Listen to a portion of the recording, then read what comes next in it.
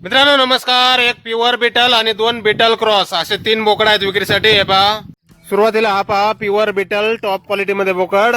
बाकी पुढे पाहूयात. क्वालिटी पहा मित्रांनो, कानाची size, body structure, length, height, पंचफेस, शिंग वगैरे सर्व काही टॉप मध्ये.